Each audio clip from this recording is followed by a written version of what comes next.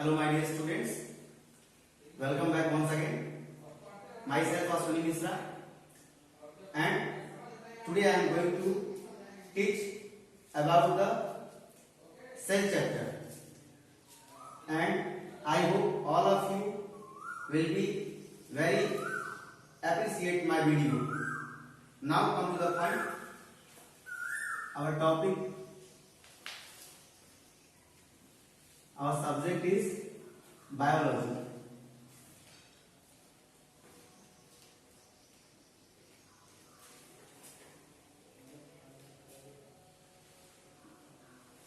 First of all, I will try to make you familiar, all of you, about the meaning of biology.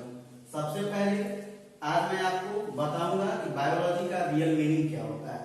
देखिए, science सब लोग पढ़ते हैं, पढ़ाते हैं, ठीक है. बायो की अलग अलग तरह की आपको वीडियो मिल सकती है, बहुत लोग अलग तरीके से बताएंगे, लेकिन मैं अपनी तरफ से आज आपको बेस्ट देने की कोशिश करूंगा. I will try to give my best from myself. So let's have a look to all of you. Bio and logy. हमने इसको टू पार्ट्स में डिस्ट्रीब्यूट किया, बायो बनाया और लॉजी बनाया. बायो मीन्स होता है life, bio means life. Logy या लोगोस, लोगोस मीन्स होता है स्टडी. स्टडी देखिए, बायो मीन्स क्या होता है, लाइफ होता है, और लोगोस या लॉजी मीन्स होता है स्टडी. अगर आपसे कोई पूछे कि what is the definition of biology, biology का डेफिनेशन क्या होता है, उस दरमियान आप सरल शब्दों में कह सकते हैं. इसका डेफिनेशन देना बहुत ही आसान है. देखिए, the study of life is called biology. यह है इसका डेफिनेशन. डेफिनेशन ऑफ बायोलॉजी बहुत ही लिमिटेड वर्ड्स में है. देखिए, किसी भी चीज को जब आप लिमिटेड वे में एक्सप्रेस करोगे तो बहुत ज्यादा इफेक्टिव होता है. आप सहज तरीके से बता सकते हैं कि जीवन के ही अध्ययन को जीव विज्ञान कहते हैं. बायोलॉजी का मतलब होता क्या है, जीव विज्ञान. तो the study of life is called biology. आइए इसमें हम आगे जानते हैं. हम बताइए, आपको दूसरी पॉइंट है इसमें,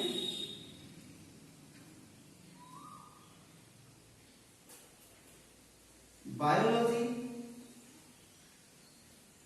वर्ड टर्म्ड बाय whom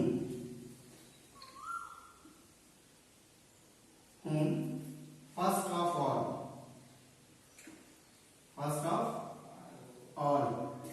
सबसे पहले बायोलॉजी वर्ड का किसने यूज किया था, यह जानना बहुत जरूरी है माय डियर स्टूडेंट्स, कि सबसे पहले वह कौन व्यक्ति थे जिन्होंने अपने नॉलेज के बेस पे बायोलॉजी वर्ड को टर्म किया, जिन्होंने बताया कि बायोलॉजी होता क्या है, what is the actual meaning of biology in a real form. Guys, I will try to explain today this topic in a very deep way. So come to the point. The term, the word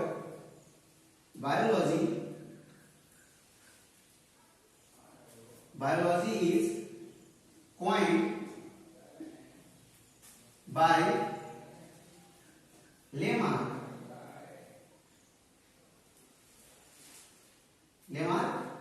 and Treviranus.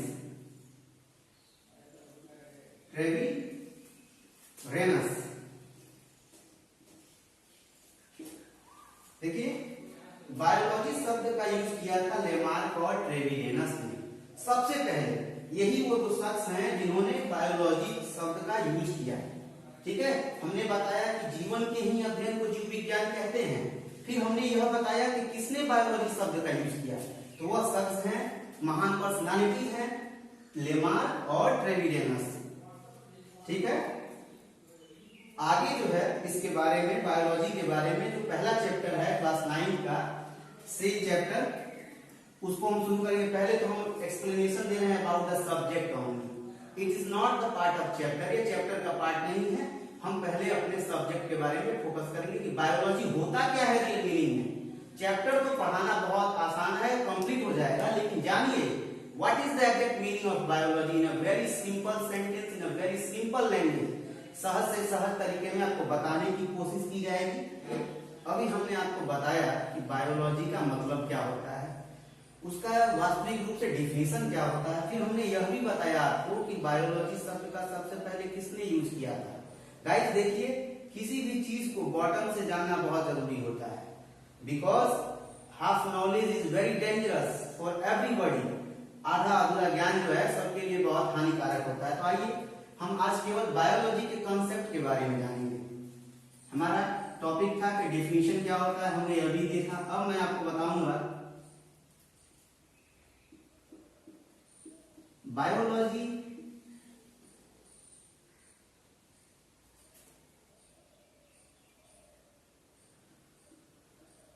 The father of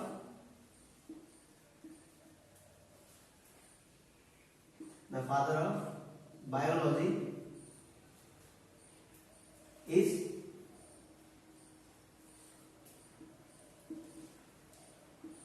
Aristotle.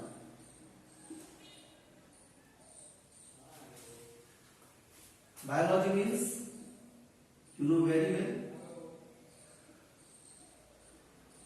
जीव विज्ञान।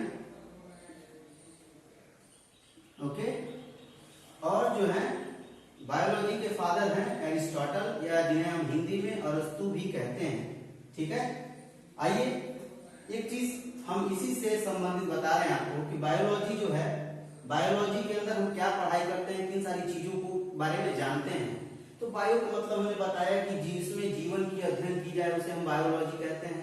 Biology जो पढ़ते हैं, हमारा अगर 9th की बात करें तो हमारा पहला चैप्टर होता है इसमें the fundamental unit of life या सेल। क्या होता है हमारा पहला चैप्टर, क्या है? चैप्टर फर्स्ट है इसमें the fundamental unit of life, fundamental unit of life cell. देखिए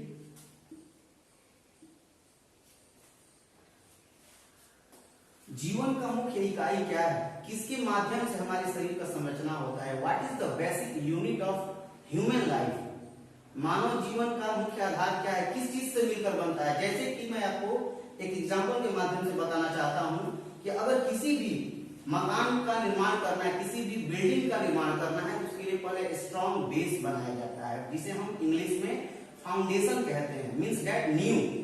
जब किसी चीज का नींव स्ट्रॉन्ग होगा तो डेफिनेटली उस पर अच्छी ही बिल्डिंग बनेगी। उसी तरीके से किसी भी चीज को पढ़िए तो पहले कॉन्सेप्ट को जानिए कि इसका एक्चुअल मीनिंग होता क्या है, इसको किसने डिराइव किया, किसने टर्म पॉइंट किया, किसने इसको फाइंड आउट किया।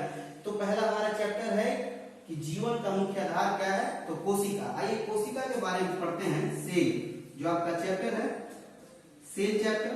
सेल मतलब होता है कोशिका। ओके, कोई आपसे पूछे what is the unit of life, कि जीवन की मुख्य इकाई क्या है, तो आप सिंपल शब्दों में छोटे से छोटे डिफिनेशन का यूज करना चाहिए। Cell is the unit of our life. कोशिका क्या है, हमारे जीवन का मुख्य आधार है। 3 लाइन 4 लाइन का डेफिनेशन लिखने से कोई मतलब नहीं है। There is no meaning of written a long sentence, use a least more and more amount of words. आप कम से कम शब्दों का यूज कीजिए, क्योंकि किसी भी कंपटीशन में जब आप बैठेंगे ना तो आपके पास सोचने का समय नहीं रहता है। मैक्सिमम 30 सेकेंड्स 20 सेकेंड्स में आपको एक क्वेश्चन का जवाब देना होगा। तो उस दरमियान आप कह सकते हैं cell is the unit of our life. मानव जीवन का मुख्य आधार क्या है, तो कोशिका है। आइए हम आपको बताते हैं कि कोशिका को किसने फाइंड आउट किया था। या डिस्कवर किया था, किसने इसको खोजा था? Discoverer of cell,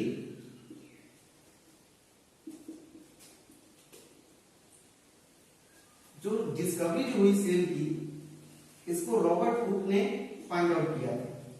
Robert Hooke इन 65। हम आपको ये बता देना चाहते हैं कि जिस सेल का खोज रॉबर्ट हुक ने किया था वह नॉन लिविंग सेल था। ओके, तो आपके मन में यह भी चल रहा होगा कि जब नॉन लिविंग सेल का खोज रॉबर्ट हुक ने किया था तो लिविंग सेल का खोज किसने किया? तो आइए हम लिविंग सेल के बारे में जानेंगे। हमने आपको बताया कि नॉन लिविंग सेल जो है, सबसे पहले सेल की खोज जो है रॉबर्ट हुक ने किया था। अब हम बताएंगे कि लिविंग सेल की खोज किसने की थी। चलिए आइए देखते हैं।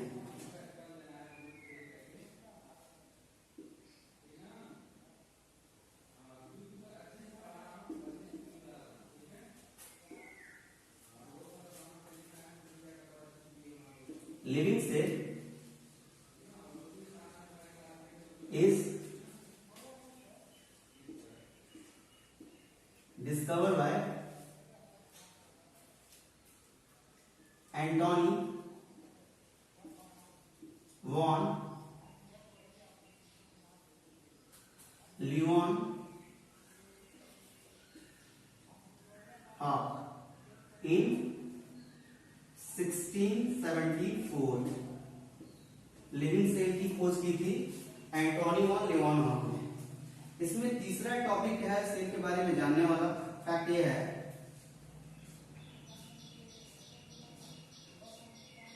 How to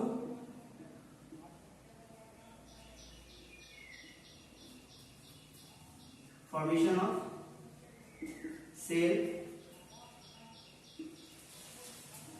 state by whom। किसने कहा कि कोशिका का निर्माण किस प्रक्रिया द्वारा होता है? आइए हम ये जानते हैं। रुडोल्फ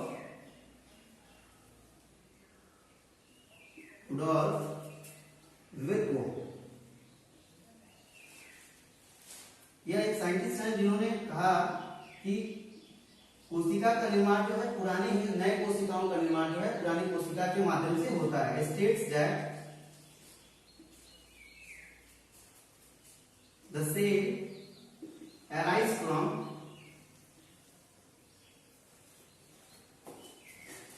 pre-existing cell की कोशिका का निर्माण जो है पुराने कोशिका के माध्यम से ही होता है। एक नई कोशिका का निर्माण किससे होगा? तो पुराने सेल के माध्यम से होगा।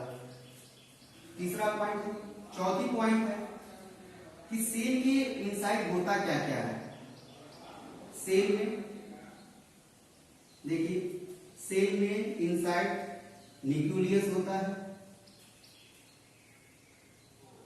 साइटोप्लाज्म होता है, आपको सेल के लेयर मिलते हैं जिसे हम सेल मेम्ब्रेन कहते हैं। सेल मेम्ब्रेन, माइटोकॉन्ड्रिया,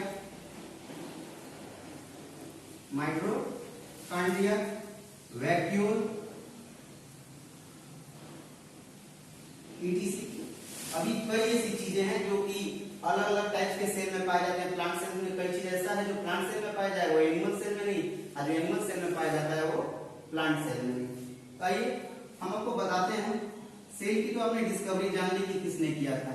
हम आपको न्यूक्लियस के बारे में बताते हैं। न्यूक्लियस जो है केंद्रक होता है। न्यूक्लियस का मतलब क्या होता है? केंद्रक। न्यूक्लियस को हम the centre of the cell कहते हैं। The centre with nucleus is known as center of the cell. Center of the cell. Nucleus is discovered by